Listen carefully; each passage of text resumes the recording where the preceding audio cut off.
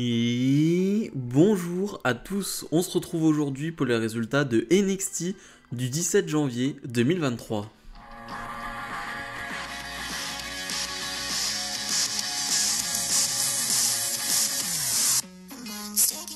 Comme d'habitude, n'oubliez pas de mettre le pouce vers le haut et de vous abonner.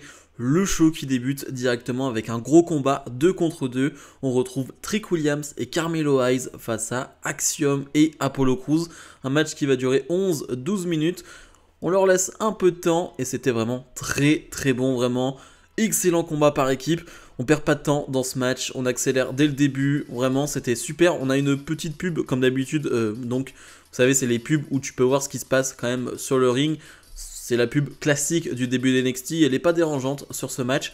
Mais ouais, c'était excellent, il y a une parfaite alchimie entre tous en fait, parce que même Trick Williams qui est l'homme en dessous entre guillemets des quatre, c'est-à-dire que c'est lui qui a le moins d'expérience et c'est lui qui logiquement est le moins bon sur le ring, et il y a vraiment une nette progression de sa part sur ces derniers mois et ça se ressent sur le ring. Il n'est pas perdu, il est plutôt à l'aise et je trouve à l'aise là avec les petits enchaînements qu'il y a avec Axiom, il est plutôt très bien. Bref, forcément c'est Carmelo Hayes et Axiom qui volent un peu la vedette parce que c'est Carmelo Hayes et Axiom tout simplement et ils sont assez géniaux, assez fantastiques. C'est très plaisant et finalement c'est Apollo Crews qui va pas voler la victoire, mais disons qu'il va sortir un roll-up un peu de nulle part sur Carmelo Hayes. Victoire donc de Crews et de Axiom. C'est pas une petite victoire, on sait pas trop où ça va aller parce qu'on sait que c'est un peu bouché là pour le titre NXT, c'est bouché pour le titre nord-américain. Voilà, on a l'impression qu'on essaye de gagner un peu de temps avec ces quatre là qui sont quand même des hommes importants de NXT. Donc là pour le moment, on passe le temps. Toxic Attraction est sur le ring. Les deux challengeuses au titre finalement de Roxanne Perez pour Vengeance Day. Et là franchement j'étais étonné, il y a zéro réaction de la part du public. Le public dort, le public de NXT qui est plutôt chaud d'habitude. Voilà, on sait qu'il n'y a pas énormément de monde, mais au moins il réagit. Il y a zéro réaction, le public en a rien à faire de cette promo. Vraiment tu peux entendre des mouches voler. Vraiment j'étais assez surpris parce que c'est tellement rare à NXT de ne rien entendre tout simplement. J'étais assez étonné, vraiment très surpris. Je comprends pas pourquoi. Vraiment, je comprends pas pourquoi. Ouais, très choqué. Bref, elles vont revenir sur ce qui s'est passé la semaine dernière, sur leur victoire, sur le fait que les deux ont essayé de s'éliminer, ce qui est un peu logique quand même, parce que tu avais quand même une grosse opportunité en jeu, mais que finalement, le plus important, c'est que Toxic Attraction soit toujours là, que Toxic Attraction soit toujours aussi fort et que l'une des deux remporte ce titre à Vengeance Day. Bref, l'Aera Valkyria va arriver là aussi, vraiment pas d'ambiance, vraiment les gens en ont rien à faire. L'Aera Valkyria qui va dire finalement vous avez de la chance que Cora Jade s'est occupée de moi alors qu'elle était éliminée, parce que voilà, j'aurais clairement gagné ce combat. Finalement elle va se faire attaquer par les deux et c'est Roxanne Perez, la championne d'NXT, qui va venir sauver l'Aera Valkyria. On peut imaginer la semaine prochaine ou dans 2 semaines un match 2 contre 2. C'était particulier, vraiment ambiance très particulière sur ce segment. Sol Ruka fait face à Alba Fire, un match qui va durer 4 minutes. Alors c'est très court 4 minutes et j'avoue que j'aurais mis un peu plus de temps pour ce combat. J'aurais aimé plus de temps parce que c'était très appréciable, vraiment. Sol Ruka, c'est impressionnant. Sol Ruka c'est vraiment impressionnant parce qu'elle comprend ce qu'elle fait pas n'importe quoi, elle n'est pas à la ramasse du tout. Elle est athlétique, elle est puissante, ça on le savait. Maintenant, c'est différent d'être athlétique, d'être puissante et d'être bon sur le ring. Et je trouve qu'elle arrive à allier les deux, elle arrive à comprendre ce qu'elle fait. Et je le dis toujours, tu le vois quand quelqu'un est perdu sur un ring et elle l'est pas du tout. Elle sait ce qu'elle a à faire et elle le fait très bien. Forcément, ça aide quand tu as Alba Fire en face de toi parce qu'elle est très expérimentée et elle est excellente aussi. Donc ouais, c'est vraiment bon sur 4 minutes.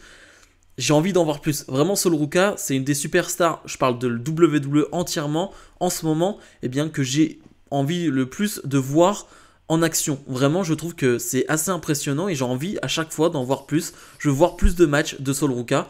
Finalement, il y a encore une fois Highlight Down qui va distraire Alba Fire et Sol Ruka va en profiter pour porter son finish qui est assez extraordinaire. Je ne sais plus quel nom ils lui ont donné et je ne saurais l'expliquer, mais je pense que vous l'avez tous vu sur les réseaux sociaux. Mais voilà, c'est fantastique comme finish et elle remporte ce match pas une petite victoire quand même pour Sol Ruka. Certes, il y a une intervention, une distraction de Highlight Down, mais c'est quand même une grosse victoire pour Ruka. Gallus fait face à Josh Briggs et Brooks Johnson. Je rappelle que Gallus sont devenus la semaine dernière les nouveaux challengers numéro 1 au titre par équipe des New Day en volant justement cette place à Briggs et Johnson. Le match est bon, vraiment c'est un match de quoi 10-11 minutes je crois. Le match est bon, c'est juste que c'est vrai que j'ai pas trop de hype parce que c'est un match qu'on a vu et revu.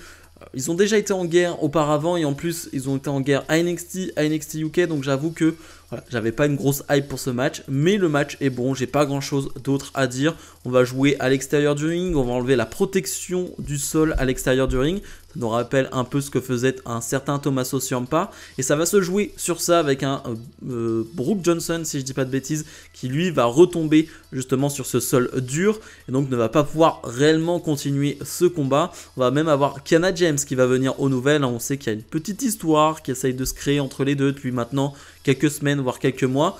Mais finalement donc il va laisser son partenaire seul sur le ring et Gallus va en profiter en 2 contre 1. Victoire de Gallus. Logique pour les nouveaux challengers numéro 1 au titre. Je ne sais pas à quel moment aura lieu d'ailleurs leur match face au New Day, sûrement avant Jones Day. En tout cas pour le moment on ne sait pas vraiment.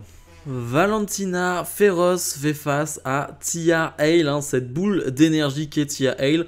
Un match qui va durer 4-5 minutes et c'était vraiment pas mal. Je pense que c'est le meilleur match de Thea Hale depuis qu'elle est arrivée. Elle a fait quelques matchs à NXT Level Up, pas mal de défaites aussi. Je rappelle qu'elle a seulement 19 ans, donc vraiment elle est vraiment dans un processus de développement, de progression qui va être peut-être plus long que prévu, mais c'est normal parce qu'elle n'a seulement 18-19 ans, c'est logique.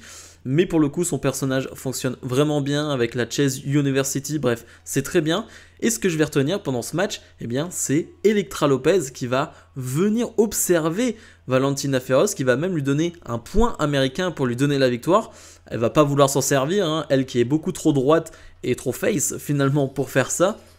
Thea Hale va en profiter pour gagner le match. On va même avoir un segment finalement backstage entre Valentina Feroz et Lopez. Et je sens une association entre les deux et surtout, c'est très bien parce qu'on sait que Valentina Feroz est seule depuis la blessure de Yulisa Leon et qu'on n'en fait rien. Et c'est dommage parce qu'elle a du talent, Valentina Feroz. Et donc je pense qu'avec Elektra Lopez, si tu fais une association entre les deux, une équipe entre les deux, ça peut être pas mal. Le charisme, la prestance d'Elektra Lopez avec, on va dire, la technique d'une Valentina Feroz, je trouve ça intéressant. Le New Day, les champions par équipe de NXT sont sur le ring et ils sont plutôt très classe, vraiment ils sont habillés de manière très très classe et ils nous disent c'est parce qu'on se sent bien, parce que Pretty Deadly n'est plus dans la course pour les titres par équipe et ça fait tellement du bien. Bref, finalement on va avoir Pretty Deadly qui va arriver et on va avoir les challengers numéro 1, Gallus, petite promo entre ces 3 équipes, pas très intéressante pour le coup, vraiment il se passe rien, je veux dire il n'y a pas de punchline, il n'y a pas de fait marquant. Juste une grosse brawl pour terminer ce segment. Et c'est vrai que je me disais, clairement, je sens que c'est une préparation cette histoire pour Pretty Deadly dans le main roster. C'est-à-dire que mettre Pretty Deadly avec le New Day de cette manière-là, de manière assez constante et régulière, pour moi c'est pas anodin. D'ailleurs en live event, Pretty Deadly ont fait quelques live events du côté du main roster. Et je pense pas que ce soit anodin, je vois bien Pretty Deadly arriver d'ici quelques semaines, quelques mois peut-être, je ne sais pas après WrestleMania, on sait pas vraiment avec NXT et le main roster, on sait pas vraiment de quelle manière et quand va les appeler Triple H, mais en tout cas c'est intéressant et j'ai envie de les voir dans le roster principal. Tyler Bate fait son retour à NXT, il va affronter Javier Bernal, bon c'est un match qui va durer 3-4 minutes et Tyler Bate va nous montrer pourquoi il est aussi spécial. Voilà, il va gagner ce match assez facilement, mais ce n'est pas ce qu'on va retenir. Ce qu'on retient, c'est que Tyler Bate est à NXT et de retour à NXT.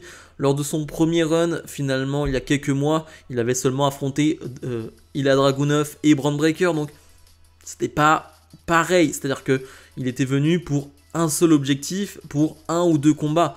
Là, tu sens qu'il revient pour un plus long run et qu'il est présent à NXT pour de bon.